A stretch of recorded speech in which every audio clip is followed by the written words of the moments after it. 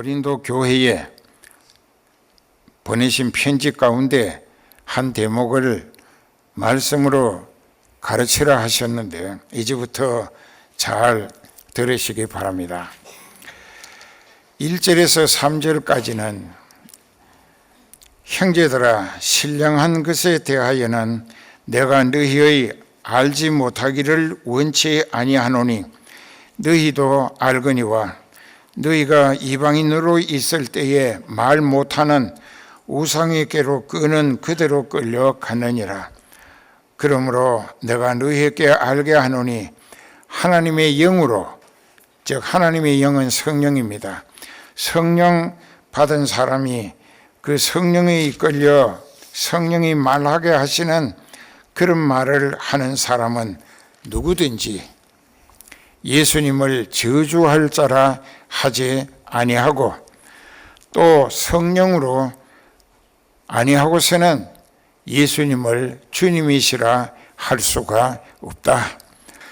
그래서 이제 그 다음에 4절부터 11절까지 내용을 보면은 은사라고 하는데 여기 은사는 은혜 은자 줄사자로 한문으로 그렇게 되어 있습니다. 영어로는 리바이스 스탠다드 버전이라고 하는 책엔 기프트라고 되어 있습니다. 선물이라고 하나님이 주신 것이라. 그래서 은사는 여러 가지나 성령은 같다. 또 직임은 여러 가지지만은 주님도 같다. 또 그들을 통하여 여러 가지 다양하게 역사하시는 여러 가지 이적 기사가 나타난다 할지라도 그 모든 것을 주신 하나님은 같은 하나님이시다.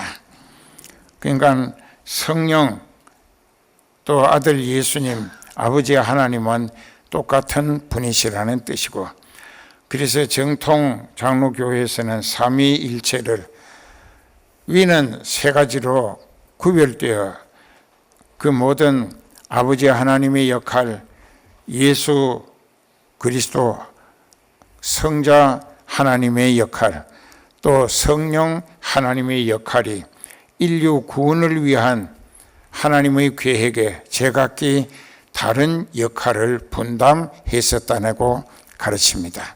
그게 또 사실입니다. 그렇기 때문에 아버지와 아들과 성령 이 삼위일체가 한 하나님이시라. 그 예수님도 요한복음 10장 30절에 나와 아버지는 하나이니라 그렇게 말씀하셨고, 요한복음 14장 7절 8절에도 보면 나와 아버지가 하나라고 하는 뜻에서 나를 본 자는 아버지를 보았거늘 했습니다. 나를 본 자는 아버지를 보았거늘. 예수님이 아버지와 함께 계셨고 같은 분이시란 뜻입니다. 너는 예수님을 알아보게 되고 믿으시게 돼서 철저히 회개했기 때문에 네 죄를 예수님의 이름으로 용서받게 해주고, 너는 죄가 회개해서 용서받아졌기 때문에 죄인이 아니라 너에게 천국 오기를 소원하는 간절한 믿음이 있으니까 너를 천국까지 인도해 올 수 있는 성령을 너에게 파송해 주겠다, 보내주겠다. 그래서 성령을 받게 되는 거예요. 그 성령을 받으면 하나님의 자녀가 되고 하늘 백성이 됩니다.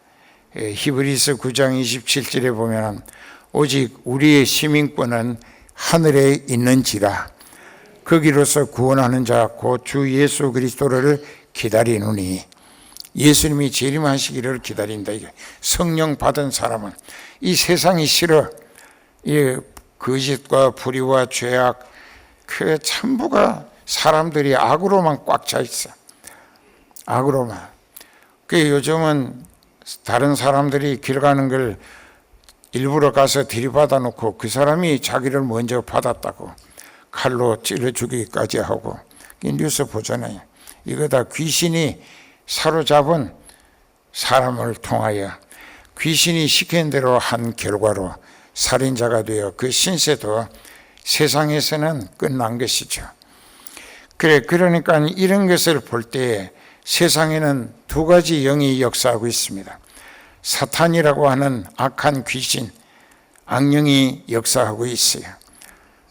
지금도 성령 받지 못한 사람은 자기는 아니라고 하고 싶겠지만 불행하게도 그 사람은 사탄의 귀신의 지배하에 있습니다. 예수님이 직접 말씀하셨어요. 요한복음 8장에 보면 그렇게 말씀하셨습니다. 너희는 너희 아비 마귀에게서 났으니 너희 아비의 욕심을 너희도 행하고자 하느니라. 저는 처음부터 살인한 자요 진리가 그 속에 없으므로 진리에 서지 못하고 거짓을 말할 때마다 자기가 지어낸 말로 하나니 이는 저가 거짓의 아비에게서 난 거짓의 자식이기 때문이라. 그 귀신은 속이기를 잘합니다. 참 여러분들이 속된 말로 귀신같이 안다. 그 귀신은 귀신입니다. 그러니까 여러분들은 그 귀신에게는 맥도 못 주고 이용당하고 그 귀신에게 지옥길에 끌려가고 있습니다. 그렇기 때문에 오늘도 정신 차리고 성령을 받으면 성령이 우리를 하늘나라로 이끌어 가시게 되는 줄 믿습니다. 너희가 뱀과 정갈을 밟고 귀신을 쫓아낼 수 있는 권능까지 내가 주었기 때문에 너희를 해할 자가 결단코 없으리라. 귀신들이 너희에게 항복하는 것을 기뻐하는 것보다 너희가 성령 받았을 그때 너희 이름이 하나님의 생명책에 등록된 것을 더 기뻐하라. 성령을 받아야 하나님의 생명책에 이름이 올라가는데 그 생명책은 하나님의 가족 호족부이고 거기에 이름이 올라간 사람은 하나님과 함께 영원히 사는 하나님의 영원한 가족이 되어진다는 것입니다. 자, 여기까지 듣고 이제 우리가 성령을 받아야 하나님의 가족이 돼. 하나님의 생명책에 이름이 등재가 되고 그러면 하나님께서는 자기 백성이라 자기 아들, 딸로 아버지 되시는 하나님께서 날마다 눈동자같이 보살펴 주시고 원수 마귀가 접근하지 못하게 방패해 주시고 또 문제를 당해도 기도만 하면 하나님께서 해결하시는 방법이 전화위복이라고 마귀로 인하여서 불행을 당했었지만 그 불행을 하나님께 회개하고 기도했더니 하나님께서 마귀에게 당한 불행을 해결해 주실 때 해결받은 결과가 그 당했던 불행의 30배, 60배, 100배로 소망의 은혜를 회복시켜 주시더라. 그렇기 때문에 고난당한 것이 내게 유익이라. 이로 인하여 내가 하나님의 하시는 방법을 깨닫게 되었다. 그래서 우리의 믿음은 더욱 뿌리가 깊어지게 된다는 것입니다. 여기 보면 은사라고 하는 것을 9가지로 쭉 설명하고 있습니다. 그런데 이 모든 은사는 각 사람에게 성령으로 행사하게 하시는 기술과 능력이 있는 은사인 것입니다. 기술과 능력, 기술만 주는 것이 아니라 능력까지 주시는 거예요. 기술이 있고 능력이 있어야 그 기술이 제대로 그 능력을 힘입어 성과를 올릴 수 있지 않는가 말이에요. 기술은 있고 능력 없으면 그 기술이 아무짝에도 쓸모가 없어요. 그러니까 기술과 능력을 함께 주신다. 그것이 은사라는 거예요.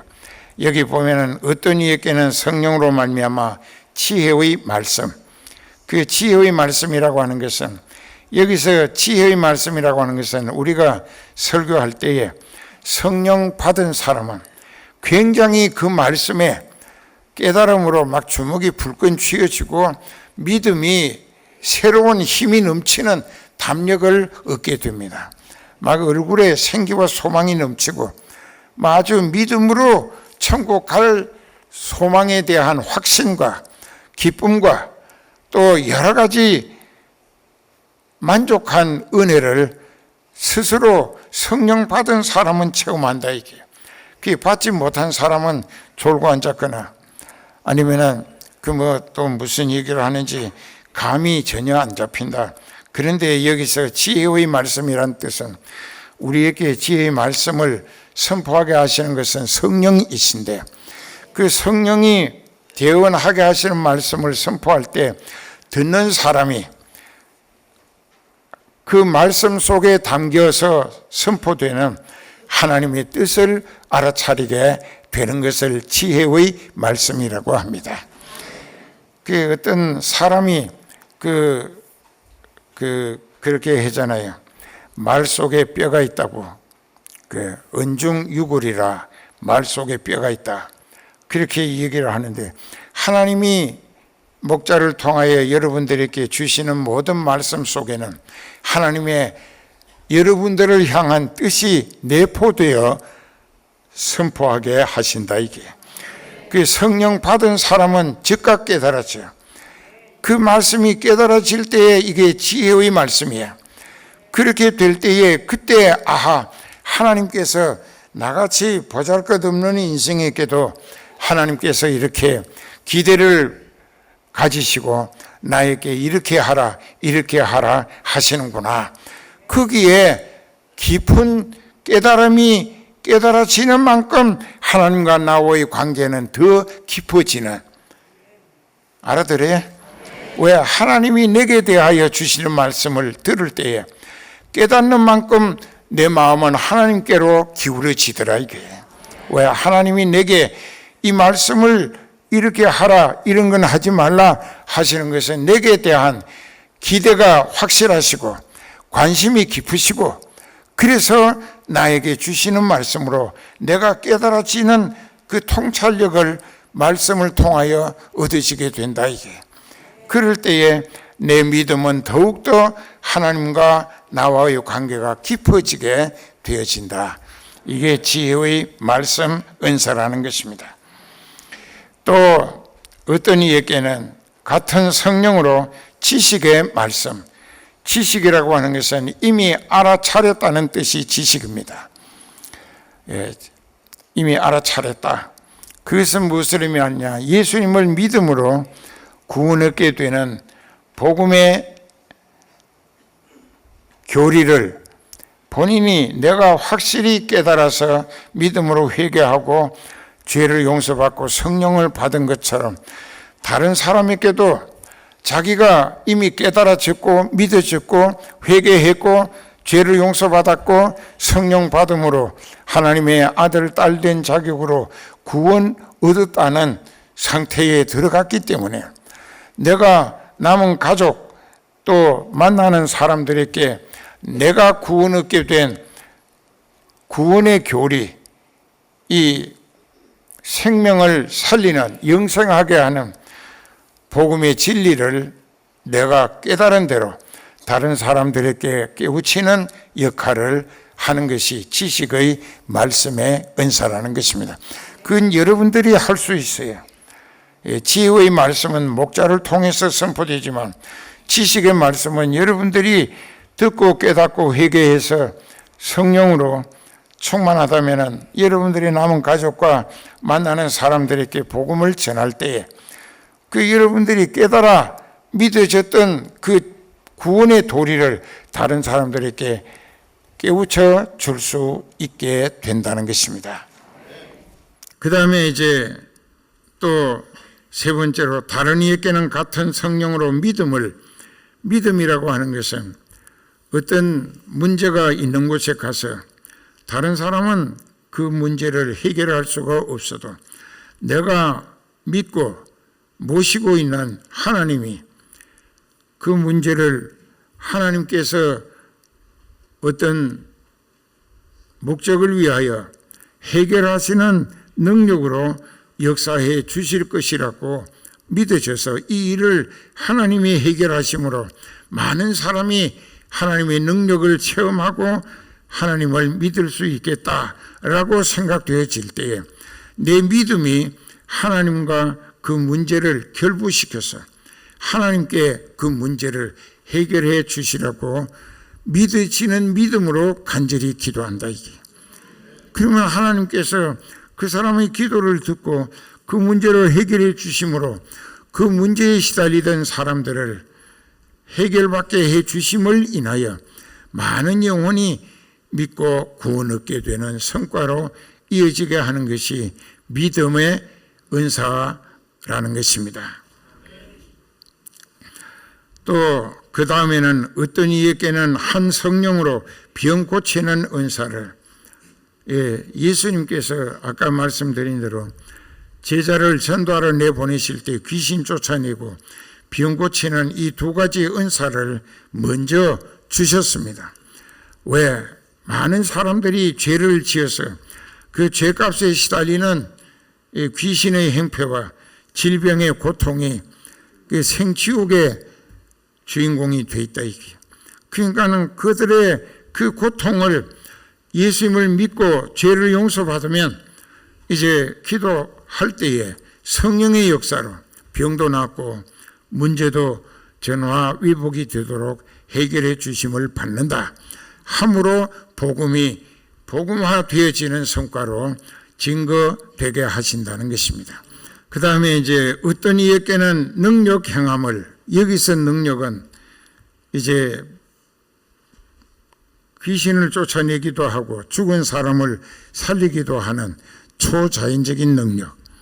이건 세상 그 누구도 흉내낼 수 없이 하나님만이 하실 수 있는 하나님의 능력으로 이제 이적 기사를 나타낸다 이게. 왜?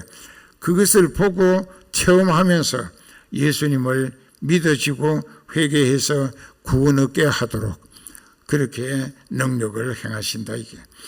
베드로도 죽었던 사람을 살렸고 또 사도 바울도 유두고라고 하는 청년이 3층에서 부흥에 참여했다가 뒤로 떨어져서 죽었는데 기도하고 그의 영이 되돌아와서 살아남으로 그 부흥에는 그 유두고라는 청년이 죽었다가 사도 바울의 기도로 즉시 되살아나는 기적을 통하여 많은 사람이 예수님을 믿게 되는 기폭제가 되더라. 그렇게도 합니다. 그것이 능력 행하는 은사인 것입니다. 어떤 이에게는 영들 분별함을, 그 사람이 성령이 끌리는 크리스찬인지 아니면 악령의 앞제비로 지옥에 끌려가고 있는지를 하나님이 우리에게 영적으로 분별하게 하신다 이게. 그게 자기 딴에는 뭐 잘 믿는 척하고 이렇게 하지만은 그 사람의 믿음이 제멋대로 믿는 엉터리 믿음이 가짜예요. 그런데 그 사람에게 당신 신앙은 거짓이고 귀신이 당신을 속이고 있는 거라고 얘기를 하면 막 아주 신경질을 부린다 이게.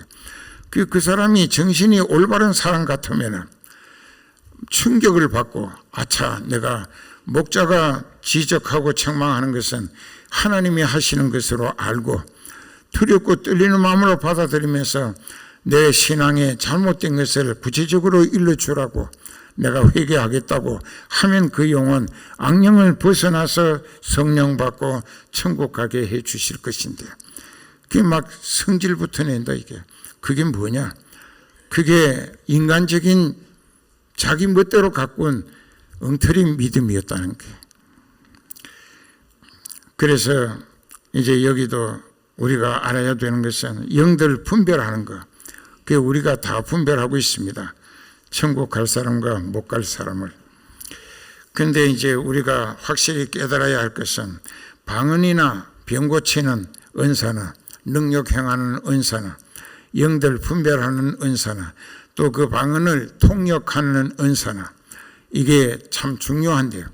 그 하나님께서 고린도 교회에 사도 바울을 통하여 성령의 역사가 불같이 일어나게 해 주셨어요.